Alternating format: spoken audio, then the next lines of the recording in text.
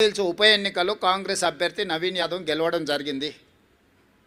దీన్ని అర్థం చేసుకున్నాకైనా ప్రభుత్వం చేపడుతున్న అభివృద్ధి కార్యక్రమాలు, సంక్షేమ కార్యక్రమాలు కొనసాగుతున్నాయి. కొనసాగడానికి ఇంకా కొంత సమయం పడుతుంది, అమలు చేయడానికి సమయం పడుతుంది.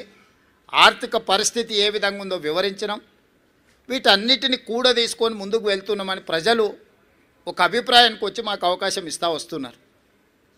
కాబట్టి ఇప్పుడు ప్రతిపక్షము కొంత సంవయనం పాటించాలి.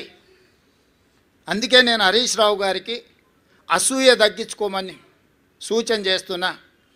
వారు శాసనసభలో ఆ కుర్చీలో కూర్చొని ఇటువైపు చూసే చూపులు చూస్తే నిజంగానే ఆ చూపులగిన శక్తి ఉంటే ఇక్కడ పక్కన మొత్తం మాడి మసైపోయి బూడిదైపోయి భూమిలో కలిసిపోయేటట్లాంటి ఇట్లా ఏమంటారు మొహమంతా పెంజరించుకొని ఇట్లా ఇట్లా అంటే ఇట్లా రక్తమంతా మొహంలోకి తెచ్చుకొని కందిపోయినట్టు మొహం పెట్టుకొని ఇటు చూస్తుంటాడు. అది ప్రజలు గమనిస్తున్నారు. కేటీఆర్ గారు అహంకారం, అధికారం పోయినా ఈయన అసూయ పోలేదు, ఆయనకు అహంకారం పోలేదు. వీళ్ళిద్దరి నాయకత్వాన్ని ప్రజలు ఆమోదిస్తారని వీళ్ళు ఎట్లా భావిస్తున్నారో నాకు అర్థం కాలే. కాబట్టి నా సూచన, ఒక 2 సంవత్సరాలు ఓపిక పట్టండి. ఇంకా 3 ఏళ్ళు ఉంది జనరల్ ఎలక్షన్కి. చివరి సంవత్సరంలో రాజకీయాలు చేద్దాం. 2 సంవత్సరాలు సహకరించండి. ప్రతిపక్షంగా మీరు సూచన చేయండి, సమస్యల్ని లేవనెత్తండి, ప్రభుత్వానికి విజ్ఞప్తి చేయండి, అవసరం అనుకుంటే నిరసన తెలపండి, ధర్నా చేయండి. ప్రజా సమస్యల మీద మాకు అభ్యంతరం లేదు, మేము అనుమతులు ఇస్తున్నాము. చట్టసభలలో చర్చలు చేయండి, ప్రభుత్వాన్ని ప్రశ్నించండి. తప్పుడు ప్రచారము, నువ్వు డబ్బులు ఇచ్చి పెట్టుకున్న సోషల్ మీడియా నువ్వు చెప్పిందే రాస్తాడు. నువ్వు చెప్పిందే రాసి నువ్వే చదివిది నిజం అనుకొని భ్రమలకు లోనై ఫేక్ ప్రతిదీ నవీన్ యాదవ్ ఇట్లా మాట్లాడిండు, లేకపోతే బట్టి విక్రమార్క గారు ఆ విధంగా అన్నాడు. అంటే ఫేక్ న్యూస్ నువ్వే క్రియేట్ చేసి ఆ ఫేక్ న్యూస్ నువ్వే నమ్మి నువ్వే కొద్దిమందికి సర్వేల పేరు మీద నగదిచ్చి మనందరం ఇక్కడనే ఉన్నాము. ప్రతి ఒక్కరికి ఇంకొకరు తెలిసిన వాళ్ళే ఉంటారు. నాకు ప్రత్యక్షంగా తెలియకపోతే అమర్ గారికి తెలుస్తుంది. ఆ సర్వే చేసిన ఆయన వెనకాల ఎవరున్నారు ఏమున్నారు అని వారిని అడిగితే నాకు చెప్పడా. వారిని అడిగి నిన్న జరిగిన సర్వేలు అన్నీ కూడా నేను మీట్ ది ప్రెస్ రోజు కూడా మీకు అందరికి చెప్పిన. సరే, వాళ్ళు ఎన్నికల్లో నెగ్గడానికి ఏదో ఇట్లాంటి ప్రయత్నాలు చేస్తారే, మీ విశ్వసనీయత పోగొట్టుకోకండి, వాటిని ప్రసారం చేసి అని చెప్పి ఛానల్స్ అండ్ పేపర్స్ కూడా నేను రిక్వెస్ట్ చేసిన. ఇప్పుడు నిజాలు తెలిసినాయి కదా, నేను ఆ రోజు కూడా చెప్పిన. నేను ఈరోజు ప్రత్యేకంగా ప్రెస్ మీట్ పెట్టడానికి మీకోసమే మీట్ ది ప్రెస్ రోజు నేను చెప్పిన, బీఆర్ఎస్ ఓడుతుంది, బీజేపీ డిపాజిట్ జప్తు అవుతుందని ఆ రోజు చెప్పిన. మీరు అడిగితే అవునా, ఎగ్జాక్ట్గా అదే జరిగింది కదా. కానీ ఈ లోపల సరే సర్వే వల్ల నేను తప్పుపట్టను, వాళ్ళ జీవనాధారం ఇది వచ్చినప్పుడే వాళ్ళకు ఉపాధి, మళ్ళీ నెక్స్ట్ ఎన్నికలు వచ్చేటప్పటి వరకు వాళ్ళు వాళ్ళ లైఫ్లో వాళ్ళ కంఫర్ట్స్తో ఉండాలంటే ఏదో ఒకటి. కానీ మీ క్రెడిబిలిటీ పోయిన తర్వాత మీ సంస్థనే మిగలదు. పెయిడ్ ఆర్టికల్స్ కోసము, పెయిడ్ న్యూస్ టెలికాస్ట్ కోసము సంస్థలు కూడా వ్యాపార దృక్పథంతో ఇట్లాంటి తప్పుడు ప్రచారాలు చేస్తే ఆ తప్పుడు ప్రచారాలు కొద్ది రోజుల్లో తేటతెల్లమైనప్పుడు వచ్చే సమస్యలను కూడా మీడియా సంస్థలు దృష్టిలో పెట్టుకోవాలి. అంతెందుకు ఈరోజు ఉదయం 3వ రౌండ్లో మాకు 3500 మెజారిటీ వస్తే 3వ రౌండ్లో బీఆర్ఎస్కు 211 ఓట్ల మెజారిటీ వచ్చింది. ఇంకా బీఆర్ఎస్ హవా మొదలైపోయిందని చెప్పి పెద్ద ఛానల్స్ పెద్ద బ్రేకింగ్, నేను టీవీ పగిలిపోతుందేమో అనుకున్నా, ఎర్ర ఇట్లా ఊగిపోతుంటేదో అయినట్టే ఉందని.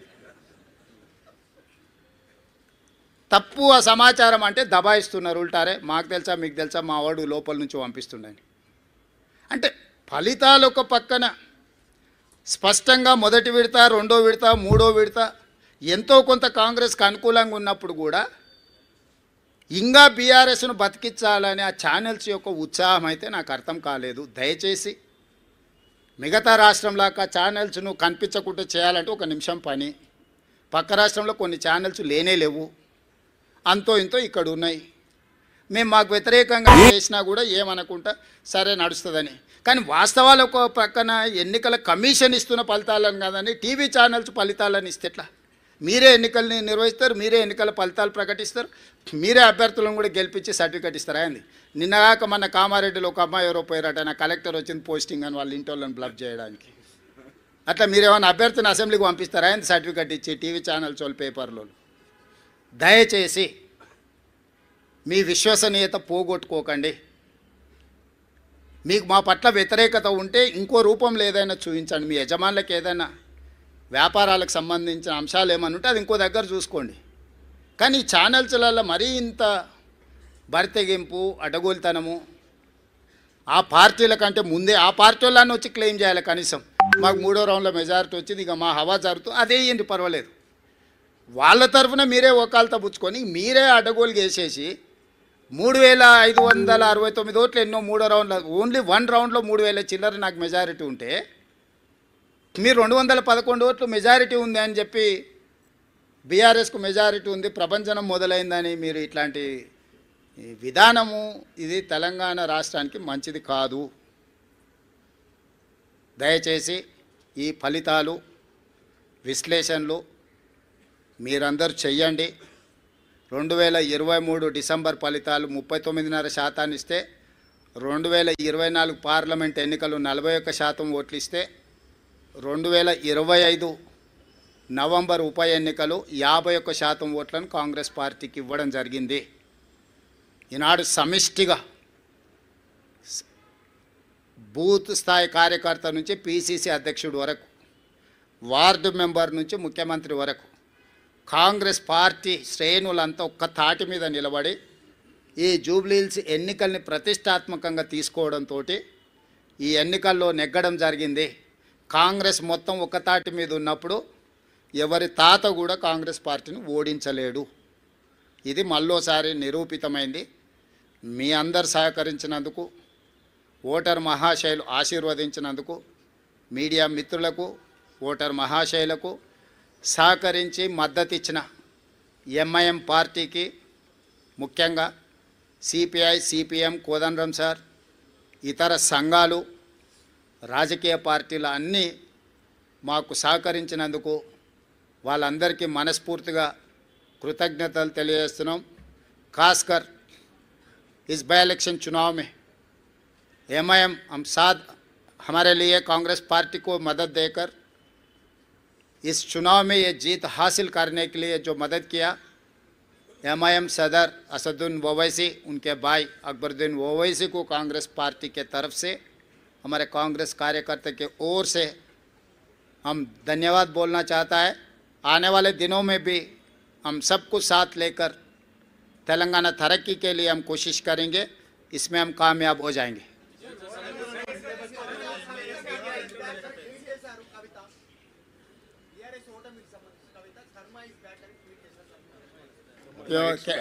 అంటే అది కేటీఆర్ అడిగితే కరెక్ట్గా సమాధానం చెప్తారు.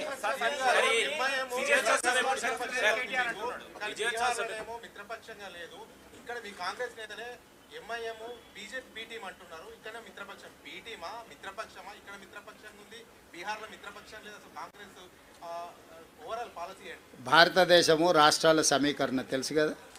ఏ రాష్ట్రంలో ఆ రాష్ట్రంలో ఉండే నైసర్గిక పరిస్థితులను బట్టి, అక్కడ వాతావరణాన్ని బట్టి అక్కడ పంటలు పండుతాయి. అంతేనా? అదే జాతీయ పార్టీ కానీ యూనియన్ ఆఫ్ స్టేట్స్ ఇది. జాతీయ పార్టీ కూడా ప్రతి రాష్ట్రానికి ఒక పీసీసీ అధ్యక్షుడిని ఎందుకు వేస్తున్నారు? ఒకే అధ్యక్షుడు జాతీయ స్థాయిలో ఉంటే సరిపోతుంది కదా. ఏ రాష్ట్రాలకు ఆ రాష్ట్రాలకు ఆ స్థానిక పరిస్థితులను బట్టి నిర్ణయాలు తీసుకోవడానికి వెసులుబాటు కాంగ్రెస్ పార్టీ కల్పిస్తుంది. ఆ వెసులుబాటులో భాగంగానే తెలంగాణ రాష్ట్రంలో కాంగ్రెస్ పార్టీ నిర్ణయాలు తీసుకున్నది. మాకు కలిసి వచ్చినందుకు ఎంఐఎంకు మేము ధన్యవాదాలు తెలియజేస్తున్నాం.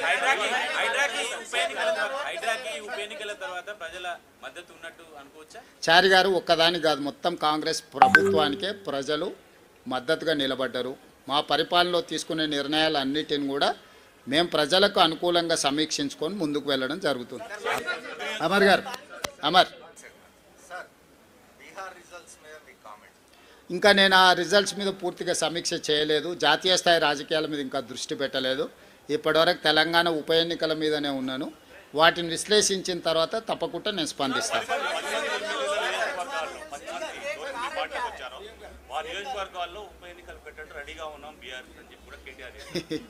ఇక ఇప్పటి దగ్గర నేను అదే చెప్పిన, మళ్ళా అదే మాటలు మాట్లాడుతున్నాడు. కాబట్టి ఇవన్నీ నేను అందుకే చెప్తున్నా, నేను సూచన చేస్తున్నా. తెలంగాణ మంచి కోసం, వాళ్ళ భవిష్యత్తు కోసం ఇద్దరికి సూచన చేస్తున్నా. ఒక ఆయన అసూయ, రెండవ ఆయన అహంకారాన్ని తగ్గించుకోవాలి. పాతకాలంలో చెప్పారు, కింద పడ్డా కూడా పైకాలు నాదే అన్నాడు అంటే వెనకటికోడు. కాబట్టి ఏది ఎట్లొస్తే అది అట్లా వస్తుంది. ఇప్పుడు అది ఆయన చేతులు లేదు, నా చేతులు లేదు, స్పీకర్ గారి చేతిలో ఉంది, సుప్రీంకోర్టు చేతుల్లో ఉంది. అది వచ్చినప్పుడు వస్తుంది, ప్రజలు ఇచ్చే తీర్పు తప్పకుండా ఇస్తారు.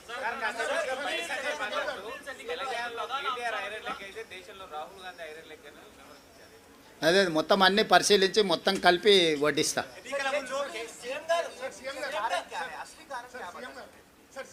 सरकार जो काम कर रहा है, सरकार को आशीर्वाद देने के लिए लोग आगे आए, बहुत सारे दिए, एक चीज़ नहीं है. हम पीछे से रेशन कार्ड और फाइन राइस, इंदिरा इन लो जो भी बोल रहे हैं ना, इसके साथ साथ हम कितने एम्प्लॉयमेंट क्रिएट किए, लॉ एंड ऑर्डर कितना कंट्रोल किए, ड्रग्स एंड गांजाई कितना हम लोग कंट्रोल किए. इस बार बारिश कितने आए आप देखे ना. इससे पहले 10 सेंटीमीटर बारिश है तो पूरा शहर डूबते थे. इस बार 40 सेंटीमीटर 50 सेंटीमीटर बारिश आए तो भी कोई भी एक कॉलोनी एक बस्ती पानी में नहीं डूबा.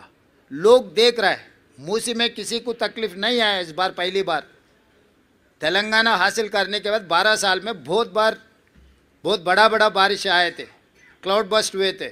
मगर इस बार हम जो तरीका से जो काम किए, शहर के लोग लॉ एंड ऑर्डर कंट्रोल है, हम ड्रग्स कंट्रोल किए, बारिश में जो फ्लड्स को हम कंट्रोल किए, हर किसी को नौकरी देने के लिए कोशिश कर रहे हैं. और आगे डेवलपमेंट के लिए भी हम लोग जो एक्शन प्लान है, December 8th and 9th we are going to dedicate our Telangana rising 2047 vision document.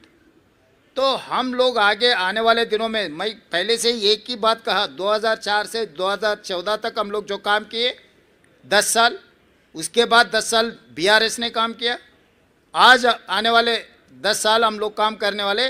4 to 14 जो रुक गए, in continuation of that development we are going to take policy decisions. Thank you.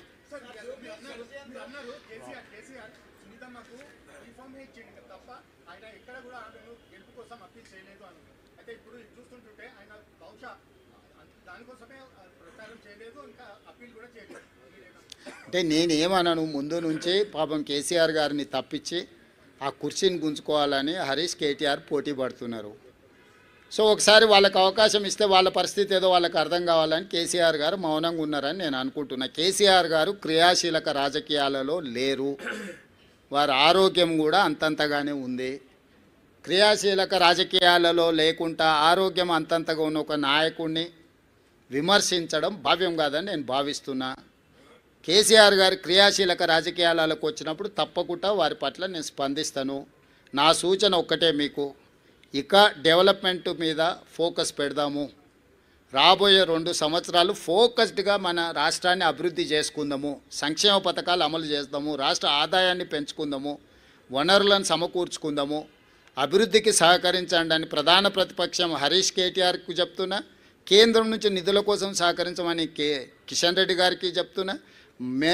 మనమందరం కష్టపడతాం, మీరు కూడా ఈ కష్టాన్ని గుర్తించి ప్రజలకు చెప్పండి అని మీకు కూడా విజ్ఞప్తి చేస్తున్నా. అంతే తప్ప ఇంకా రాజకీయ విమర్శలకు తావు లేదు, అవసరం లేదు. రేపు 17th క్యాబినెట్లో అవన్నీ డిస్కషన్ జరుగుతాయి. 17 తారీఖు రోజు క్యాబినెట్ సమావేశం ఉన్నది. క్యాబినెట్ సమావేశంలో మంత్రులందరి సూచనలు తీసుకున్న తర్వాత స్థానిక సంస్థల ఎన్నికలకు సంబంధించి ఉన్న పరిణామాలు, న్యాయస్థానంలో ఉన్న అంశాలను వీటన్నిటిని పరిగణలోకి తీసుకున్న తర్వాత ఒక నిర్ణయానికి వస్తాం.